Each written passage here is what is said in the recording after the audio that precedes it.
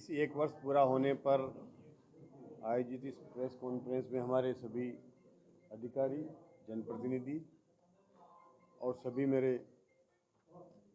Media के बंधु, आज एक वर्ष के इस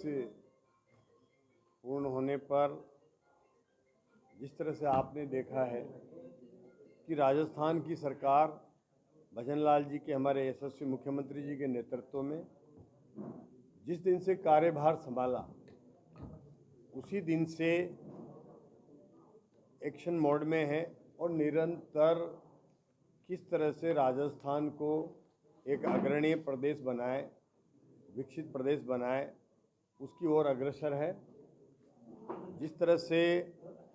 चाहे वो युवाओं के लिए रोजगार के अवसरों को लेकर के हो, चाहे वो किसानों के लिए समृद्धि को लेकर के और उन्हें किसान सम्मान निधि देने का विषय हो, किसानों को दिन में बिजली देने का विषय हो, या आम जन के जो भी सुविधाओं के लिए, चाहे वो हमारा इंफ्रास्ट्रक्चर डेवलपमेंट हो, चाहे हमारी कृषि से संबंधित अन्य योजना हो, लगातार प्रयासरत हैं। और ये एक पहली सरकार है जिसने अपने कार्यकाल के पहले ही साल में rising Rajasthan investment global summit जो करके और एक इतिहास रचा है कि अभी तक के जो 35 लाख करोड़ के एमओयू इसमें हुए हैं समिट में, वो एक इतिहास है। और ये हमने केवल इसलिए नहीं किया जाए कि ये कोई आंकड़ा बढ़ा के हमें कोई मीडिया में देना है। हमारा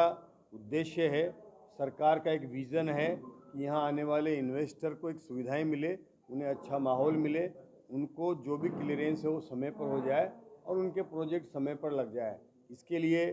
एक प्रयास करके और एक ऐप बना करके अधिकारियों को जिम्मेदारी दी गई है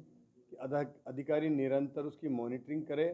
सरकार के स्तर पर मॉनिटरिंग होगी, मुख्यमंत्री जी के स्तर पर भी निरंतर मॉनिटरिंग होगी। और मुख्यमंत्री जी ने कहा है कि हम एक साल में अपनी जो प्रगति है उसका ब्यौरा जनता के सामने 11 दिसंबर को आने वाले 25 को वापस रखेंगे। तो हम इस एक साल में जो हमारे एमओयू हैं उनको धरातल पर उतारने के लिए कोई कमी नहीं छोड़ेंगे, किसी प्रकार की कोई कमी नहीं रह जाए। इसके लिए निरंतर मॉनिटरिंग की जा करके और उद्यमियों को जो भी आवश्यक सुख सुविधाएं चाहिए, जो भी उनके क्लियरेंस चाहिए, वो करने का प्रयास हमारी सरकार करेगी, जिससे रोजगार के अवसर युवाओं के लिए बढ़ने में सबसे महत्वपूर्ण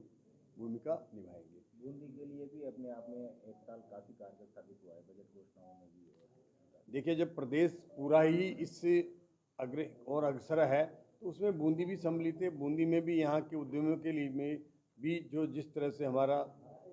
योजना है कि यहाँ के भी 5 उत्पाद हमने सेलेक्ट किए हैं, जिसमें चाहे वो यहाँ का बासमती राइस हो, जिसकी सुगंध देश ही नहीं विदेश के हर कोने में यहाँ की डिमांड रहती है, चाहे वो यहाँ का सैंड स्टोन हो जो विदेशों में एक्सपोर्ट होता है और उसमें और अधिक प्रगति हो। इसी के साथ साथ जो भी यहाँ के उत्पाद हैं वो देश ही नहीं विदेशों में भी जाएं, इसके लिए प्रयास करके और हर डिस्ट्रिक्ट में इस तरह से एक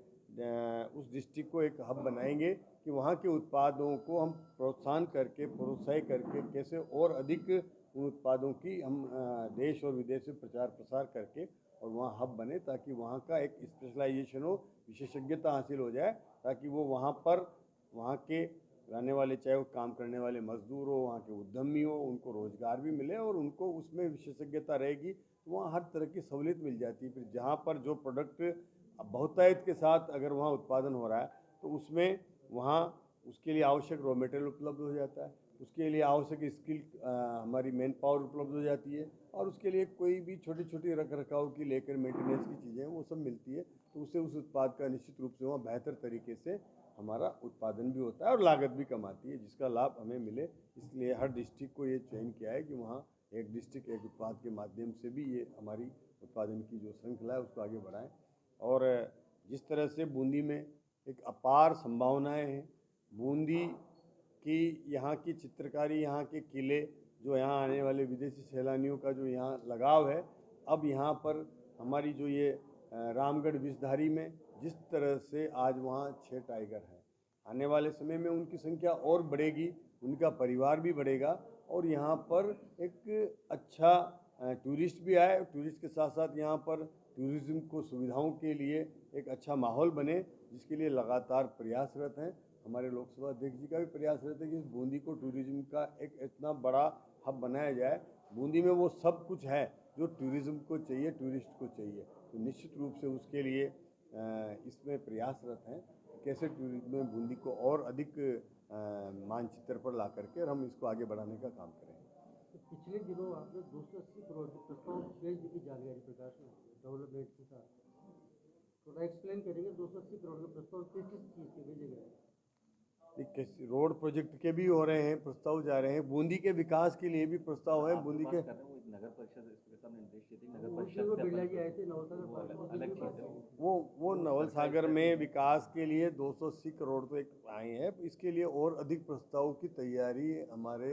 यहाँ से जनप्रतिनिधि होने के नाते लोकसभा अध्यक्ष जी खुद पहल कर रहे हैं कि कैसे केंद्रीय योजनाओं का भी हमें इसमें लाभ मिले, कैसे स्टेट का भी लाभ मिले और एक बूंदी को एक पर्यटन नगरी, साफ सुथरी नगरी बनाए। कैसे यहाँ पर आने वाला एक हर पर्यटक ये मैसेज लेकर के जाए कि इस अच्छी नगरी में आया हूँ मैं, यहाँ के तालाब, यहाँ की झीलें वो साफ़ रहे, भरी रहे 12 महीने, उनमें पानी रहे, नौकायन हो, ये सब चीज़ों के लिए प्रयास कर रहे हैं। और इसका निश्चित रूप से आने वाले समय में आपको परिवर्तन देखने को मिलेगा कि एक बूंदी बेहतर कस्बा बने, अच्छा साफ़ सुथरा और स्वच्छ यहाँ की एक वातावरण रहे और यहाँ आने वाले टूरिस्ट को हम अच्छी तरह से वो माहौल दे सके जो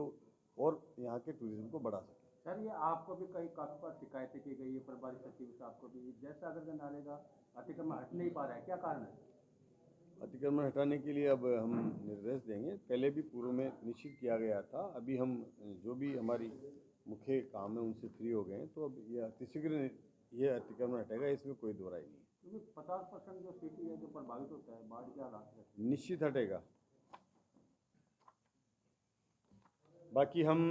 डबल इंजन की सरकार है, हम हर तरह से यहाँ हमारे चाहे वो पशुपालक हों, चाहे हमारे अन्नदाता हों, किसान हों, उनके लिए जिस तरह से हम यहाँ योजनाएं ला करके दे रहे हैं, तो आज ही के दिन हमारी किसानों को भी 1000 रुपये की किस्त का भी हमें ये होगा, तो जिसमें जहाँ पर पिछली सरकार के इसमें 55 से 65% तक उत्पादकता थी, आज उसको बढ़ा करके हम 88% पे लेके आए हैं। ये हमने कोई नया संयंत्र नहीं लगाया, उन्हीं